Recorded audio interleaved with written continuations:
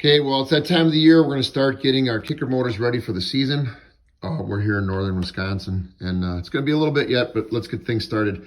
So this is a Tohatsu, but this is a Mercury Tohatsu. So they were in conjunction, and they still are, building the smaller four-stroke engines currently for your kicker motors. So what we're going to do here, this one happens to be a 9.9. The 15's the same.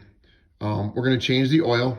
And what we recommend we do with this is use good quality marine specific motor oil when you do this. You can see here that I've got Mercury 4-stroke 10W30. That's what this engine requires. A good substitute, if that's not available, would be something like this. Pennzoil makes a good product that's also marine. These are slightly different than automotive oils. They have extra corrosion protection for the marine environment. So those oils are not the same as the ones you'll buy in an auto parts store. So look these up. This one you can actually find at Walmart. And one other thing I will let you know, this is the gear lube that I will use to change the lower unit oil. And you can see it's 80W30, that's Mercury High Performance. When it says Quicksilver, that's still a Mercury product, but that's not what's sold at marine dealerships. This is what's sold at Walmart.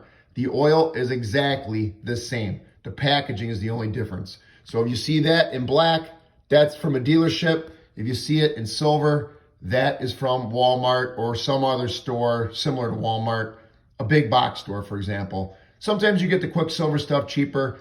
It is exactly the same stuff, people. It's just in a different bottle, just to let you know, okay? So when we get started on this, what I'm gonna be doing is taking out this drain screw right here. That's gonna be usually about a 5/8 inch socket. Behind that's a washer. Be very careful with that washer that you don't lose it before you reinstall this. Sometimes inspect it because sometimes they crack, they're plastic. If it's cracked, have an extra one on hand.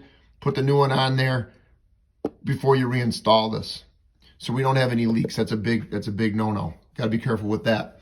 Next thing, your dipstick here. I'll usually pull this out before I get started, just so long as I'll release that vacuum when I crack that lower screw open to start the draining.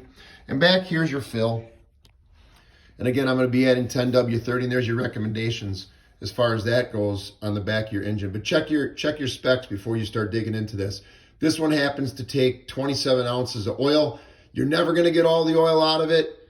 Don't overfill it. Generally what I'll do is I'll fill it up with I'll measure it out to about 25 ounces and add as needed till I get it to the top of the stick. Do not overfill it. Be very careful with that, okay?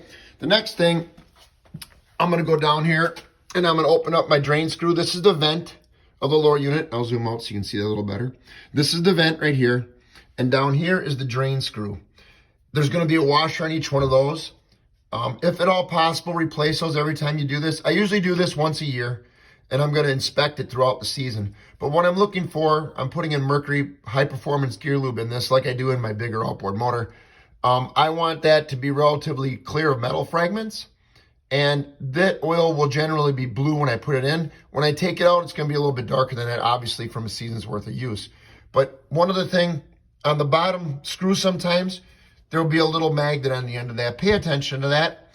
Inside here, you're going to have, obviously, metal parts moving around. If you have a lot of metal fragment on that magnet, you might have more going on in your gear case than you really wanted to have going on. Might want to see somebody at a marine dealership about that if you do see that being the case. Lastly, what I'll do, I'll remove the propeller. And behind that, I want to check the seals. I want to make sure I haven't got fishing line wrapped around there or some other obstruction wrapped around that can start to damage my seal. And you'll know if that happens if I open up that screw and anything else comes out of that other than gear lube. If I see water start coming out of there, first, we got a problem. That's what cracks lower units in cold weather. All right, so that's basically an overview of what we're gonna do today, guys. And if you have any questions, you can always hit me up on Messenger. This is just routine maintenance for an outboard motor is basically what I'm just gonna go through and cover this today. All right, and have a great day, guys.